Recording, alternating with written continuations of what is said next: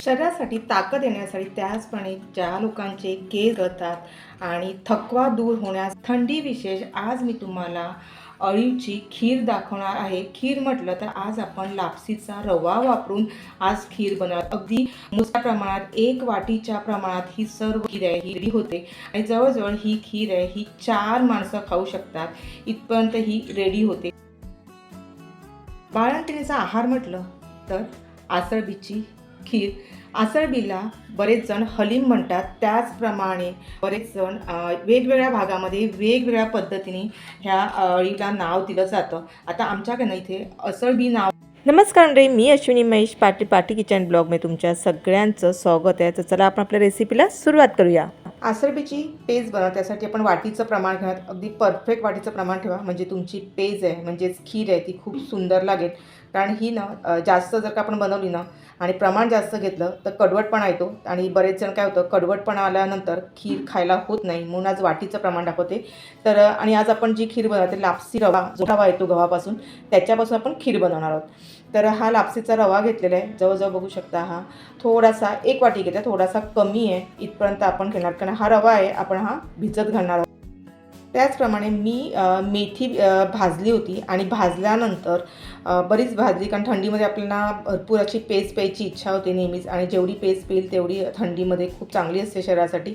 तर मी मेथी भाजून घेतली, त्यानंतर पावडर बनवून घेतली आहे। तर पावडर म्हटलं तर ह्या चमच्याच्या मापाने 1 चमचा ही मेथी पावडर घेतली, त्याचप्रमाणे 1 चमचा ह्याच मापाने खसखस घेतली आहे आपण।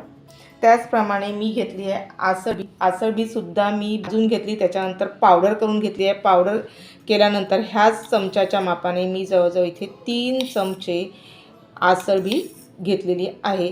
तुम्हाला सर्वांना माहिती आहे की आसळबी ही शरीरासाठी खूप चांगली आहे। थंडीमध्ये खास आसळबीची पेस्ट पिली जाते हाडामध्ये मजबूतपणा येण्यासाठी, त्याचप्रमाणे बाळंतिणीचा हा आहार आहे, म्हणून आज खास ही मी खीर दाखवते म्हणजेच पेस्ट दाखवते। तर आता हे एवढं मी साहित्य घेतलेलं आहे। आता सर्वात महत्त्वाचं दुसरी गोष्ट म्हणजे हे आपण जो हा रवा घेतलेला आहे हा जाडा रवा आहे, म्हणजे गव्हाचा पिठीचा, याला लापसी रवासुद्धा म्हणतात। हा स्वच्छ मी 2 पाण्याने धुवून रवा आहे, मी हा 2 पाणी स्वच्छ धुतलेला आहे। आता इथे आपल्याला काय करायचं आहे, तर आपल्याला हा लापसीचा रवा आहे ना हा भिजत घालायचा आहे। आता थोडं पाणी टाकायचं आणि भिजत घालायचं। त्याचप्रमाणे इथे मेथी घेतलेली आहे, जी आपण मिक्सर म्हणजे भाजून घेतल्यानंतर मिक्सरला पावडर करून घेतली, त्याच्यामध्ये सुद्धा आपल्याला पाणी घालायचं आहे। थोडीशी खसखस आहे घेतलेली आहे, त्याच्यामध्ये सुद्धा पाणी घालायचं आहे।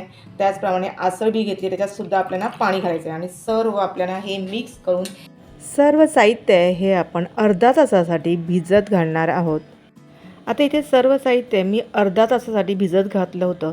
जर का तुमच्याकडे कमी वेळ असेल तर तुम्ही 15 मिनटं भिजत घाला, त्यामुळे खूप छान फुललं जातं। जेवढं तुम्ही भिजत घालेल तेवढी ही खीर चांगली होते आणि शिजायला देखील जास्त वेळ लागत नाही, आणि भिजल्यानंतर ना ह्याची टेस्ट आहे ना खूप सुंदर लागते। आता बघू शकता इथे सर्व मी जे छान फुललेलं आहे, त्याचप्रमाणे खसखस देखील खूप छान फुललेली आहे। मेथीसुद्धा खूप आपण भिजत घातली, ती पण खूप छान फुललेली आहे, आणि रवा तर सर्वात जाड असतो त्याच्यामुळे खूप छान फुलला जातो। आता हे सर्व साहित्य आपण आहे याच्यापासून पेज बनवण्यासाठी मी एक पातेलं घेतलं आणि त्याच्यामध्ये एक मोठा पेला भरून ज्यामध्ये पाणी घातलेलं आहे। पाणी हे गरम करून घेतलेलं आहे। गरम झाल्यानंतर आपल्याला सर्वप्रथम ह्याच्यामध्ये जो आपण रवा घेतला होता लापसी रवा, तो ह्याच्यामध्ये घालून घ्यायचा आहे। लापसी रवा आहे ना हा आपल्याला मीडियम गॅसवर हा रवा आहे हा शिजवून घ्यायचा आहे, कारण हा रवा आहे थोडासा मोठा असतो, त्याच्यामुळेच मी अगोदर भिजत घातला होता, म्हणजे ही पेज आहे ना ही लगेच बनते। आमच्या भागामध्ये आम्ही ह्याला पेज म्हणतो, तुम्ही खीरसुद्धा म्हणू शकता। अळीच्या खीरमध्ये ना नेहमी हा रवा घालायचा, रव्यामुळे ना खूप छान टेस्ट येते। त्याचप्रमाणे खीर आहे ना ही जाडसर बनते, त्याच्यासाठी ना रव्याचा जेवढा वापर करेल तेवढा चांगला। त्याचप्रमाणे लहानापासून मोठ्यापर्यंत ही खीर आहे ही आवडीने खातात, त्याच्यामुळे याच्यामध्ये रवा घालायचा असतो, म्हणून हा रवा आहे आता थोडासा मी शिजवून घेते। हे ना बघू शकता 5 मिनिटासाठी मी रवा आहे हा शिजवून घेतला आणि खूप छान असा फुललेला आहे, कारण हा आपण रवा अगोदर भिजत घातला होता, म्हणून जास्त शिजायला काही वेळ लागत नाही। जेवढा रवा चांगला फुलेल तेवढी खीर आहे म्हणजेच पेस्ट चवीला खूप छान लागते। आता एक 5 मिनिटं झाल्यानंतर इथे आपण जे मेथी भिजत घातली होती ती सर्व घालून घ्यायची आहे, मिक्स करायची। त्याचप्रमाणे आपण खसखस घेतली होती ती सुद्धा घालूया। खसखसीमध्ये पाणी होतं ते सुद्धा आपल्याला घालून घ्यायचं आहे। खसखस म्हटलं तर ज्या लोकांना ना म्हणजे आपल्या डिलिव्हरीच्या ज्या बाई असतात त्यांच्यासाठी ना दूध येण्यासाठी खसखसीचा वापर आहे ना खूप चांगला असतो. जेवढा करेल खसखस तेवढीच चांगली.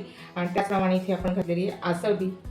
आता हे सर्व साहित्य घातल्यानंतर आपल्याला पुन्हा इथे 2 ते 3 मिनिटांसाठी मीडियम गॅसवर आपल्याला ही पेज आहे ही आपल्याला शिजवून घ्यायची आहे. जेणेकरून जेवढं आपण साहित्य घातलं ना तेवढं सर्व शिजलं पाहिजे इथपर्यंत आपल्याला ही खीर आहे ही शिजवून घ्यायची आहे. इथे ना पुन्हा जर का तुम्हाला पाण्याचं प्रमाण कमी वाटलं तर तुम्ही ते गरम पाण्याचा पुन्हा वापर करू शकता.